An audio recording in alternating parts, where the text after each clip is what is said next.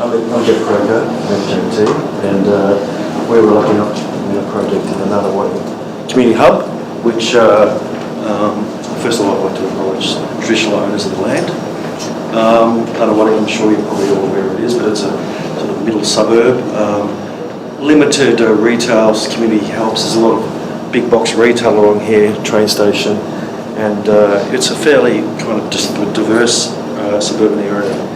So the site was an old primary school site adjacent to a park and on Springbow Road, quite a challenging site, a lot of traffic up and down Springbow Road, and it was in this sort of condition when we were engaged. Everything had been demolished except for one small remnant building, and the brief was to take, I think there's about 26 different community groups, all very diverse, boot scooting to the Anglican club to Chinese cooking, dancing, and men's shed, all who had been in little fiefdoms, little buildings spread around town, and they were quite reluctant to take their microwave and kettle to be in one space. So we had a series of consultation meetings, and we found that at the end of the day everyone was having a great time. The men's shed guys, bike guys found out that the sort of counselling people were actually looking for bikes, and in the end it was quite a nice experience. The brief was fundamentally a series of community spaces and outdoor spaces from quite a different group. It had the existing conditions in were a series of Nissan huts at an old army base, but they were quite a friendly group, and Meals on Wheels were there as well. The Laboratory Club, this is the existing conditions, were really basically older machines that some men had made out of washing machines, etc. Laboratory Club is gemstones, by the way, making in jewellery. So the site was an old primary school, as mentioned. We discovered that there was actually a much richer history behind that, for that. They made bricks there. Tunstall Park was also close to an English town where they also mined pottery. So there was an industrial time before the schools there in the 30s. So the interesting thing about the original school, this is the very first building, and there's a bit of a goat track, but in true Australian style, the two things that remain were the cricket oval or football ground and the building itself appeared. So the school, though, wasn't quite what we thought it would be as a heritage building. It was listed by the local government, pretty well derelict. We had to rebuild the whole thing. And the park had really been a little bit unloved as well.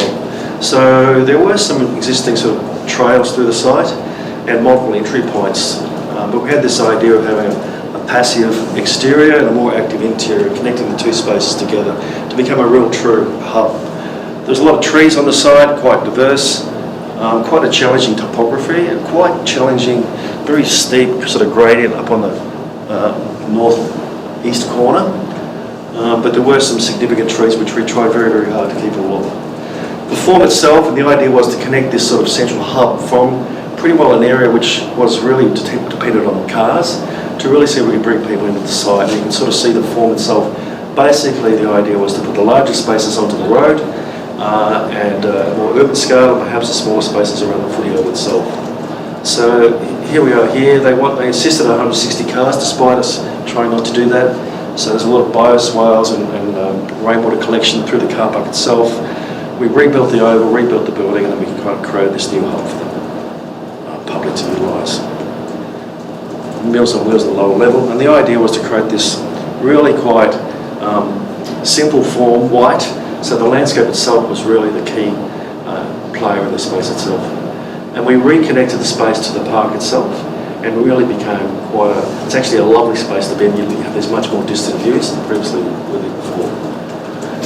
So fundamentally, counselling spaces, basketball court, University of the Third Age, Laboratory Club, dance studios, central cafe, and teaching spaces.